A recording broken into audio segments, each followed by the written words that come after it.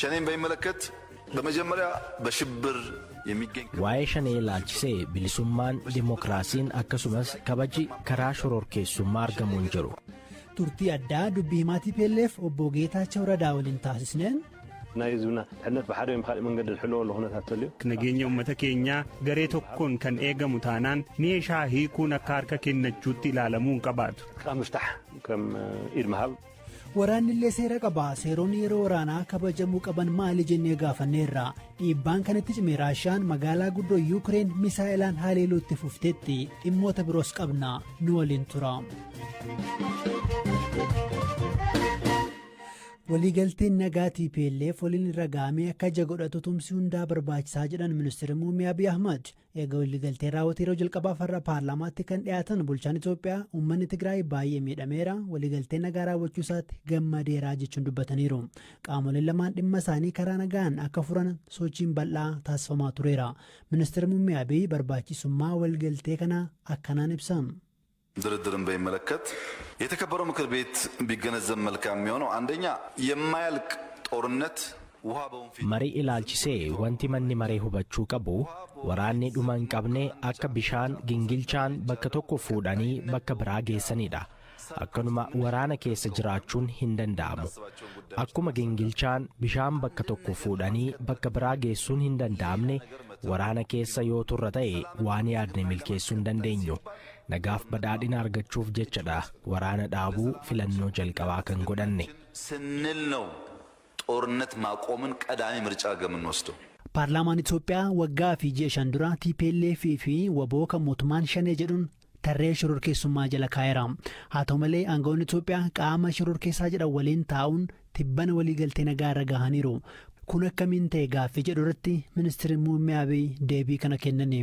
ያወጣችሁት አዋጅ ከአሸባሪ ጋር አትደራደር አይልም ከአሸባሪ አታሰልጥን አታስታጥ labsiin isiin baaftan shororkeessaa waliin marii hin taa'inaa hin jedhu labsichi shororkeessaa hin leenjisiin meeshaan hin hidhachiisin akkasumas hin deeggaranidha kan inni jedhu nuyi hin leenjisnes hin hidhachiisnes lammaffaa muuxannoo addunyaa irra jiru hubachuun ni barbaachisa fakkeenyaaf Ameerikaan taalibaaniin waggoota 20f shororkeessaa jechuun labsiteetti pireezidaantiin Ameerikaa garuu taalibaan waliin bilbilaan akka haasawaan ifatti ni dubbatu.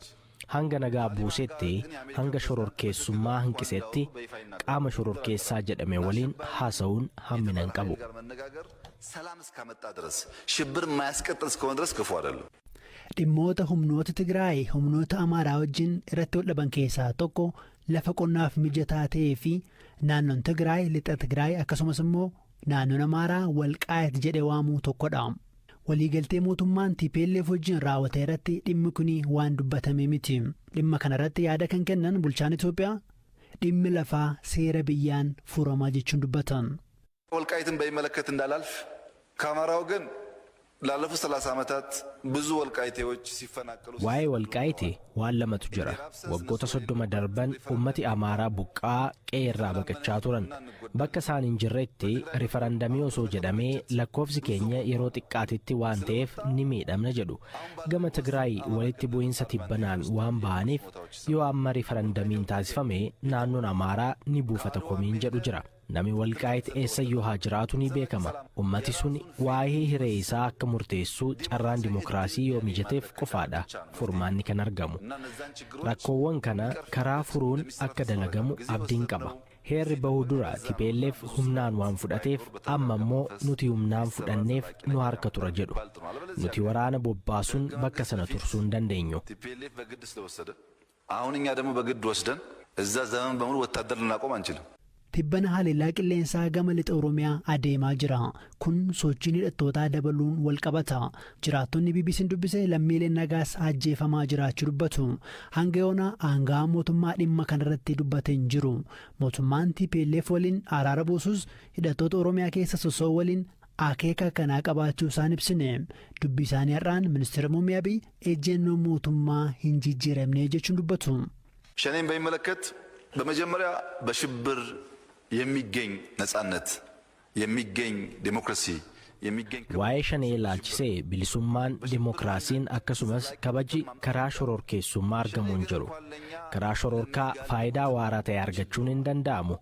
Shanee nuuf miti warra isaan ergamaniif iyyuu rakkisaa ta'eera. Garee fedhiin isaa hin beekamne ajajaa fi to'annoo kan hin qabnedha. Shanee Shawaa fi Wallaggaa jedhee wal lolaa oola. Qaamni ajaja kennu tokko bakka hin jirretti mari'atanii rakkoo furuun rakkisaadha. Oromoofiin dhaabbadhe jedhee Oromoo fi Oromiyaa jigsa. Misoomni akkan hojjetamne danqa. Bilisummaan akkanaan argamu waan jiru natti hin fakkaatu. Gama keenyaan garuu ejjannoon keenya kanuma duraati. Faayidaan hidhattee argattu hin jiru. Poolitikaa fi mariin qofaadha fedhii ofii galmaan ga'uun kan danda'amu. Ejjannoon keenya kaleessaas har'as ta'ee boru mariin malee humnaan ta'uu hin qabudha. የሚል ነው የኛ አቋም ትናንትም ዛሬም ወደፊትም። erga waliigalteen nagaa raawwatee booda ummataaf deeggarsa geessuun bu'uuraalee ijaaruu fi kanneen buqqa'an bakkatti deebisuun raawwatamaa akka jiru mootummaan ibseera. Gama dinagdeen immoo waraana keessas ta'u dinagdeen Itoophiyaa guddataa jira jechuun dubbatan. ኢኮኖሚው ያጋጠመውን ፈተና ተቋቁሞ መሻገር ችሏል። Dinagdeen Itoophiyaa rakkoo dandamatee guddataa jira. Kuni ogeeyyii dinagdee biyya keessaa fi alaa raajeera. Galiin giddu galeessaa nama tokkoo Itoophiyaatti doolaara 1,212 gaheera. Baha Afrikaa keessaa dinagdeen Itoophiyaa sadarkaa jalqabaarra taa'eera. Biyyoota Saaraa gadi keessaa immoo sadarkaa sadaffaarratti argama. Ragaan kun kan mootummaa osoo hin taane kan baankii addunyaati. የኢትዮጵያ ኢኮኖሚ ሆኗል። ይሄ ዳታ የመንግስታችን ዳታ አይደለም፣ የወርልድ ባንክ ዳታ ነው።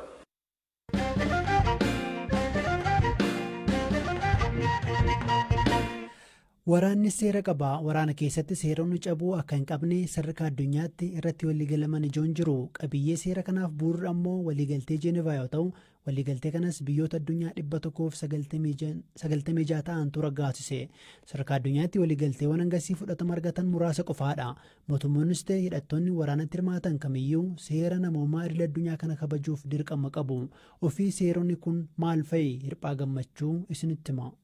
Seerri waraanaa miidhaa dhala namaarra qaqqabu sadarkaa addunyaatti daangessuudhaaf hundaa'e seera namoomaa idil addunyaa yookiin immoo International Humanitarian Law jedhama. Seera namoomaa idil addunyaa keessatti qajeelfamni bu'uuraan ni jalqabaa namummaa yookiin immoo himanitiidhaaf dursa kennuudha. Kunis seera tumaa Martin Clause jedhamu keessatti eerameera. Tumaan kun waliigaltee seera namoomaa idil addunyaa iddoo baay'ee keessatti sirnaan ibsameera. Qajeelfamni bu'uuraa seera namoomaa idil addunyaa namoonni nagaa fi loltoota waraanatti hirmaatan gargar ta'uu isaanii kan akeekudha.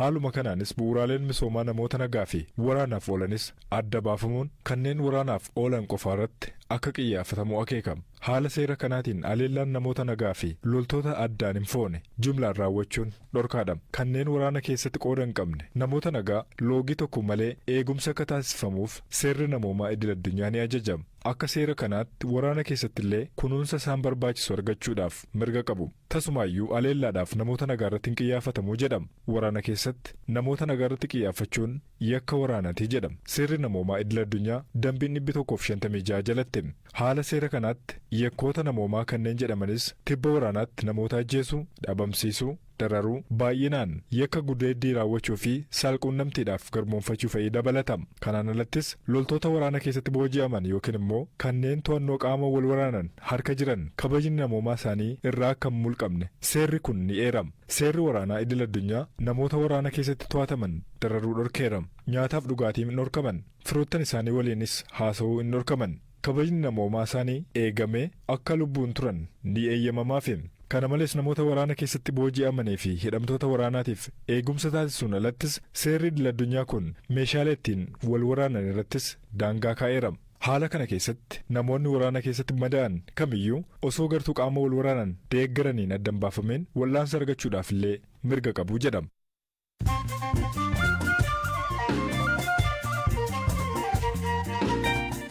Amma mooduuwwan gaggabaabaan isinitti himaa. Konkolaattonni qorichaa fi meeshaalee wal'aansa fayyaa fe'an 2 Maqalee qaqqabuu koree waldaa qaxxaamura idil addunyaa beeksise. Jaarmiyaan kun guyyoota taanan keessatti deeggarsa dabalataa akka dhiyeessu beekseera. Kuni eega waliigalteen raawwatee deeggarsa alaa jalqabaa Maqalee dhaqqabedha. Raashaan magaalaa guddoo Yuukireen Kiyev haleeluun gamoowwan iddoo jireenyaa wiirtuu magaalichaatti dhiyaatan barbadeessite. Gareen biyyoota 20 yookiin immoo G20 jedhaman immoo Raashiyaa irratti dhiibbaa cimsaniiru. Baay'inni uummata addunyaa biiliyoona 8 guutuusaa dhaabbanni biyyoota gamtoomanii beeksise. Waggaa 11 dura baay'inni uummata addunyaa biiliyoona 7 guutee ture.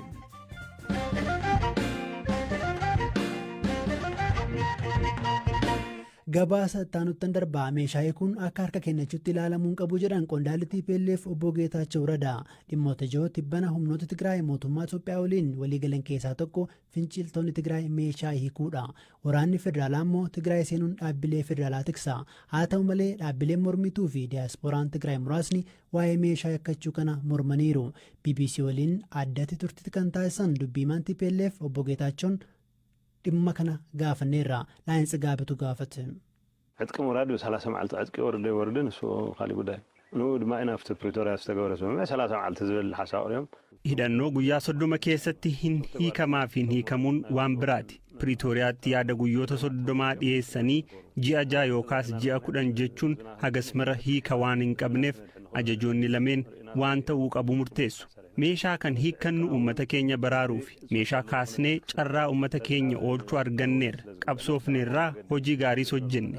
Waraana hidhannee uummata keenyarra dhumaatii raawwatamu waan argineef kana hambisuuf gara karaa nagaatti deebine. Hidhannoo hiikuun waan kamuu caala nageenya Tigraay wajjin wal qabachuu qaba jennee gaafanne. Kanas ejjennoo keenya godhanne. Ka Tigraay irratti hiriire danuudha. Humnoonni naannichaa jiru, humni mootummaa federaalaa jedhamu jira, humni Eertiraas ni jira. Nuti fedhii hidhachuu qabaanneen miti. Nageenya uummata keenyaa eeguufi. Kanaaf nageenyi uummata keenyaa garee tokkoon kan eegamu taanaan meeshaa hiikuun akka harka kennachuutti ilaalamuun qabaatu. Wanti guddaan uummatni keenya nagaan jiraachuu danda'a kan jedhudha. Humnoonni guyyaa guyyaatti meeshaa mirmirsaa uummata keenya ajjeesan achi jiraachuu dhabuu isaanii mirkaneessuu qabna. Isaan ofuma keenya baasna yoo jedhan sababni hidhannoo keenya wajjin turruuf hin jiru.